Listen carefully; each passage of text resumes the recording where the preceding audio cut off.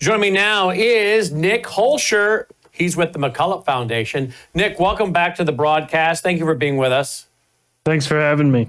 All right, so Nick, we have a rogue FDA. Is the FDA not under the control of the Trump administration? It appears that the FDA has officially gone rogue. They have approved for adults over 65 and ages 12 to 64 with at least one comorbidity the next generation Moderna mRNA shot called mNEXSpike. This new mRNA shot was approved based on 0 placebo-controlled trials, despite a recent HHS statement that came out where they actually said all new vaccines will be licensed based on placebo-controlled data. So in other words, it does appear that the FDA has gone against what the HHS wants, which is proper science, and they are recklessly approving novel next generation mRNA shots. Now, who is the head of the FDA? It appears Marty Makary is the commissioner of the FDA. I'm not sure of his role specifically in this approval, and I truly hope he wasn't involved because this is gravely worrisome. Well, hasn't he? Tell me about the man. What do we know about him? Yeah, it appears that, when he goes on TV, he says that, oh, well, I don't know if, five-year-olds should be getting their 7th booster shot. He claims they don't know the answer to that. Well, we do, right? At McCullough Foundation, we published 20 studies outlining how these kill people via multiple organ systems and basically destroy the body. And that corroborates about thousands of other peer-reviewed papers. So, we know, people who have actually been reading the data know that nobody should be lining up for any booster, particularly with mRNA that destroys their whole body. And so it appears he's not being truthful to the American people, or he's unaware of the studies. Okay, so does RFK Jr. have any control over the FDA as the head of HHS? He supposedly does have, he is supposed to be able to direct their policy, but it appears that that's not the case. It appears that he doesn't really have control over these, what we could call rogue elements. And this was probably expected. There are so many vaccine ideologues still within the government that worship vaccines as the only source of preventative measures, that they will, this just wasn't surprising. I'm honestly not surprised, but this just truly reveals just how bad the situation is. And everybody realizes it, right? They are being just critically attacked by basically everybody in the MAHA movement now. And, they really should reverse course, if they want to save face at this point. They made a big mistake. Okay, so I let my radio audience know today, I have been fighting COVID for the 4th time for the last several weeks since I got back from Washington, D.C. Apparently, there was some new strain of COVID on the East Coast that's spreading rapidly. I got back from D.C. quite sick. I think today is one of the better days as far as my voice not being hoarse. I have been hoarse for weeks, and I thought, am I ever going to get my voice back? Of course, I have to talk about 4 hours a day just on the air. Not to mention I talk off the air. And my voice is just tired, hurts, sore, drainage, exhausted. By 6 o'clock, I'm ready for bed. And that's exactly what happened every time I've gotten COVID in the past.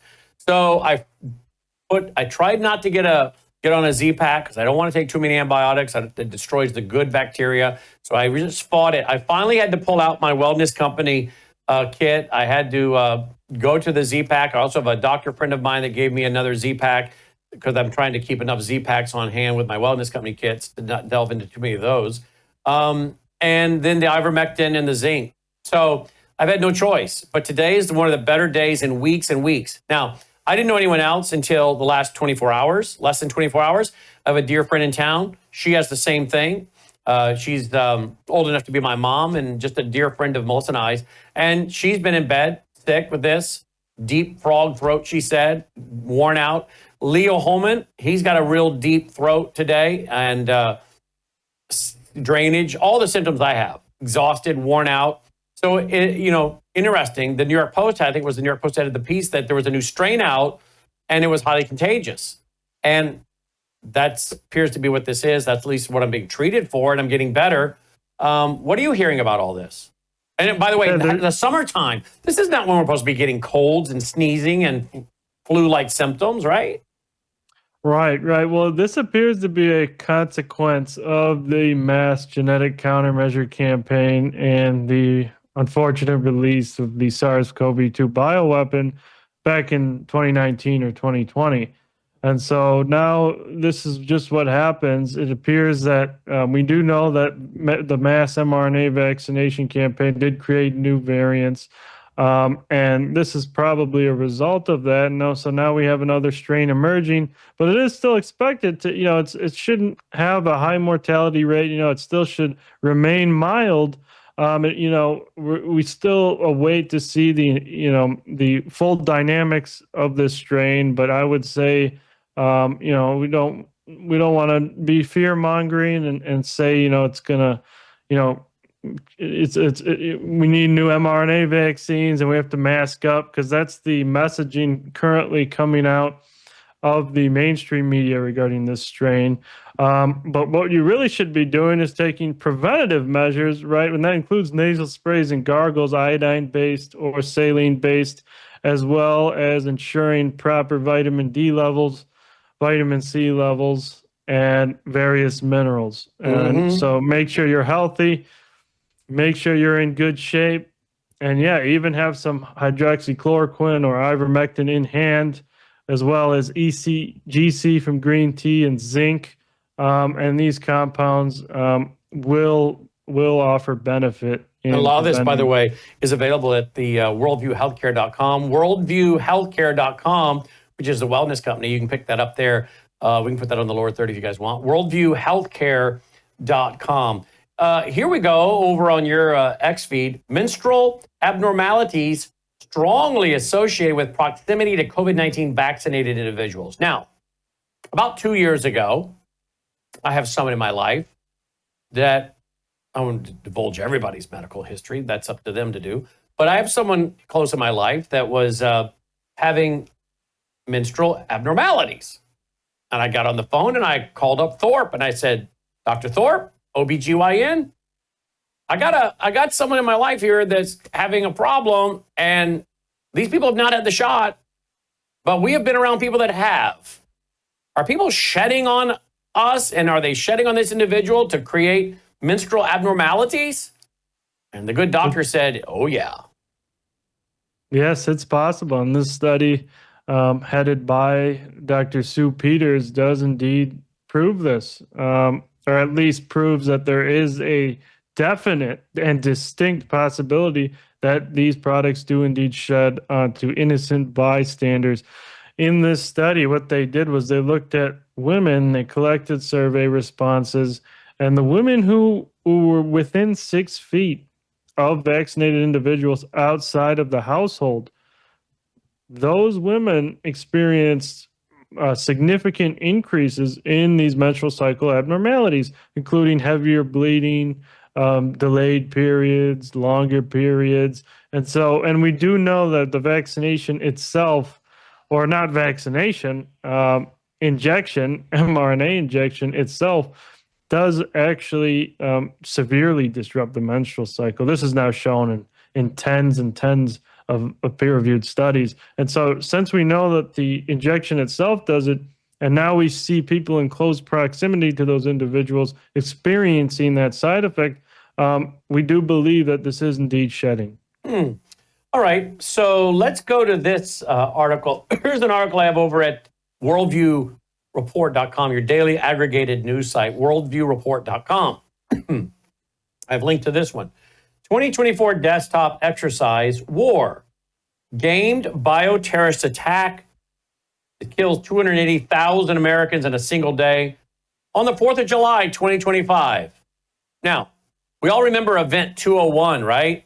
That ran an event and then COVID happened, right? So whenever these guys get together and run a report, you might be a little concerned, right? Well, Dr. David E. Martin, CEO of MCAM, joined Matt Weinglass and Stephanie however you say the name, on the Homeless Left podcast on Thursday discussed a report that describes an exercise reminiscent of the 201 event.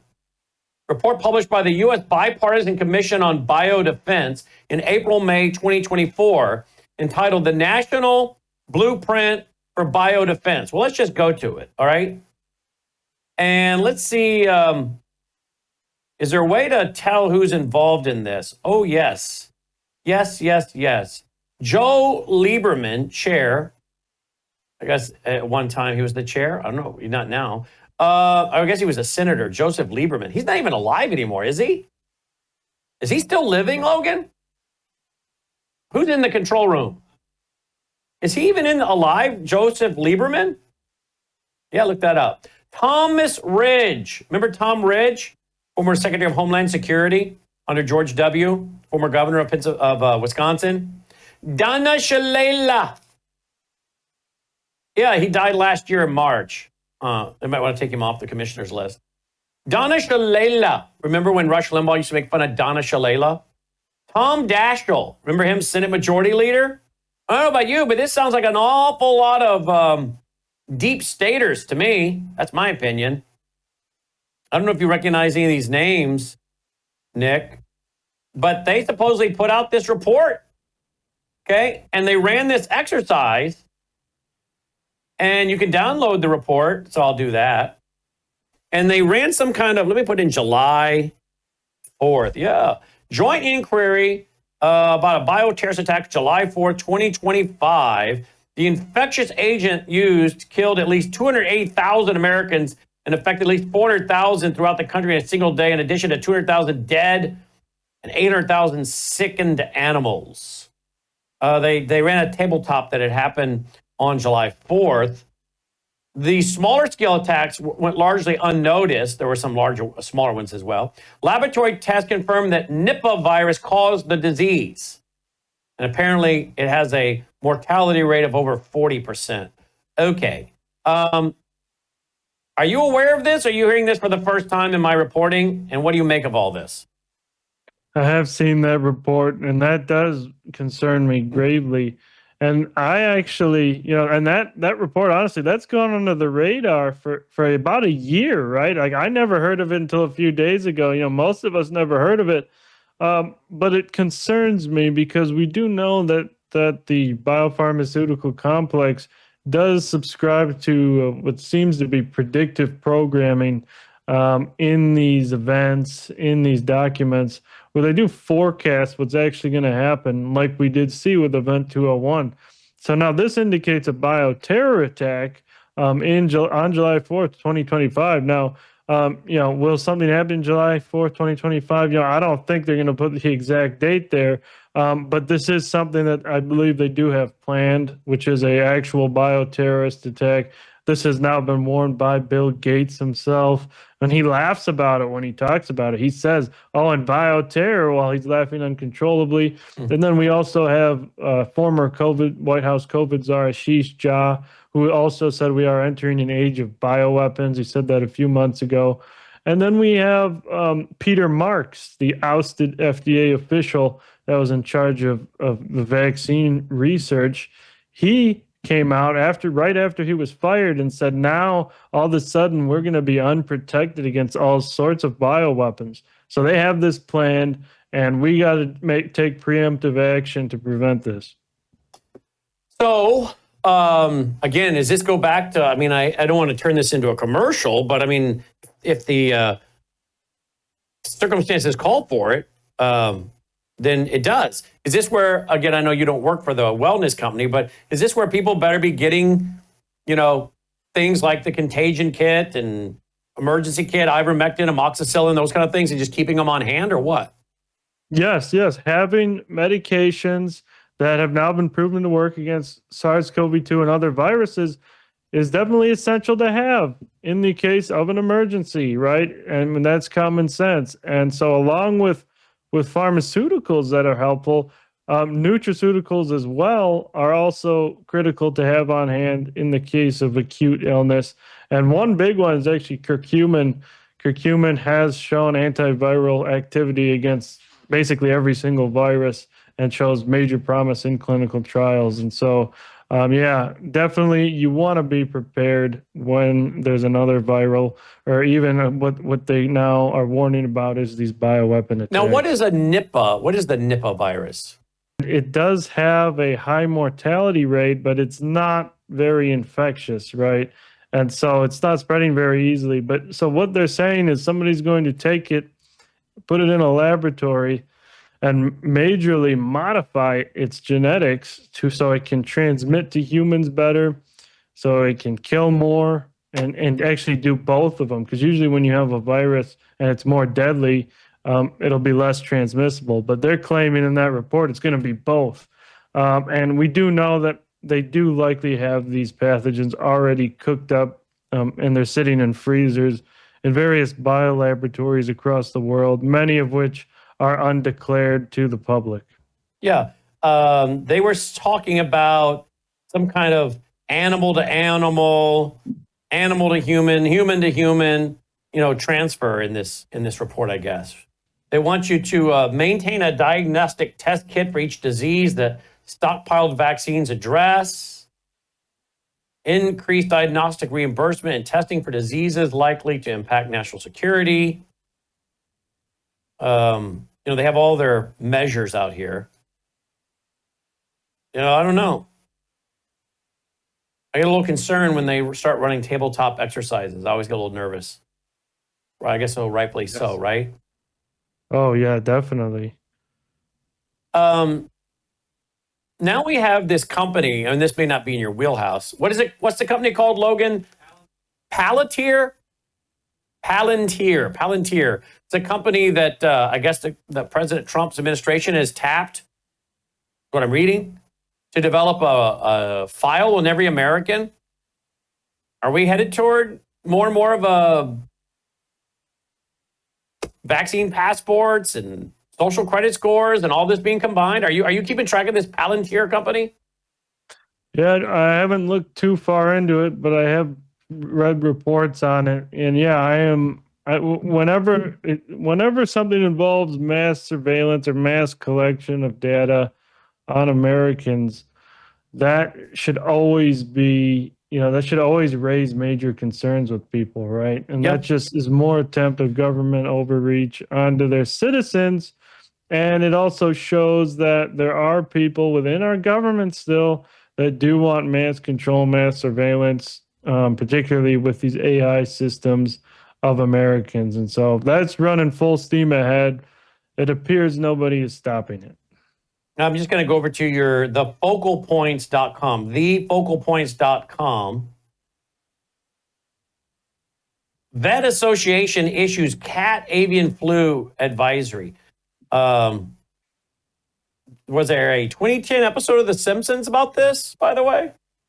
Yes. This was a post by author historian John Leake, and he compares this advisory of people saying be wary that your cats will get bird flu with the Simpsons episode. And if people go on our focal points, watch that Simpsons episode, you will see it's basically the exact same thing. They're going to try and make people afraid of their own cats. And once people are afraid of their own animals, then you will really have the fear factor, and they will try and push genetic injections, not only on you, but on your pets as well. Well, do we have a shot that shows Dolly? I don't think we have the Dolly cam set up. They're sleeping on her pet bed. She's good. She's in the studio. My cat jumped up on me last night for some attention. I let her lay up on my lap and stroked her ears and scratched her ears for a little bit. She followed me around the house this morning, and before I came into the studio. But I got 3 dogs, a cat. They want me to be afraid of my animals, do they? Not going to happen. They do. They want you to be afraid, and their primary concern is if they ate raw chicken sourced from a bird flu farm. So I guess. You know what they do? I dropped them off at a chicken farm that's laced with bird flu every day for treats, and then we pick them up in the afternoon. Of course, a bus. Yeah. Actually, it's a bus. It's a bus full of canines and felines that comes by, and we're like, hop on, kids, have fun. You've seen those fun videos, though, by the way, where people stop by and pick up the dogs with a bus and they come to daycare. Have you seen that? I've seen it. Yes. Yeah. Yeah. So if your pet has been eating chicken that was at a bird flu infected farm. So I guess it's possible if this farm, so they do sell raw chicken morsels, and they say, well, if these raw chicken morsels came from a bird flu infected factory, that the cats could get bird flu, and they've reported that some cats have died from it. But if you want to just not even think about that, just if you're gonna feed your cat raw chicken, don't source it from America, then just source it from New Zealand. If you really are concerned about those reports. Yeah, I don't do that. She prefers just the Friskies hard cat food anyway. So, well, we're living in a crazy world, and I guess there's so much to talk about. A runaway FDA, and then a tabletop exercise, if I can find it again, a tabletop exercise on for a national blueprint for biodefense put out in April 2024, and somehow we're just now finding out about it, and it came out a year ago. I just found out about that today. You said you found out about it a couple days ago? Yeah, I did not hear of this last year. Me neither. And you and I, this is what we do for our living. Right. We do this for a living. So that just goes to show things go under the radar. For all we know right now, there's probably so many strange documents that say so many bad things that we're not aware of. But somebody somewhere, there's a group of people that seem to know something might happen or preparing for this thing. And it sounds like from the report, it was gain of function, right? People are fooling around with a Nipah virus to make it go human to human, right?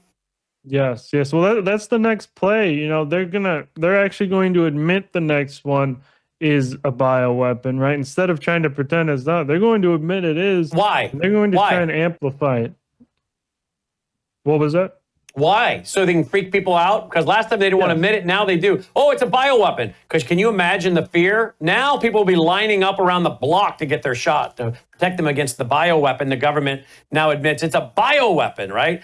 By the way, how do we know they're not going to do this to provoke us to war? It was a bioweapon attack by Russia.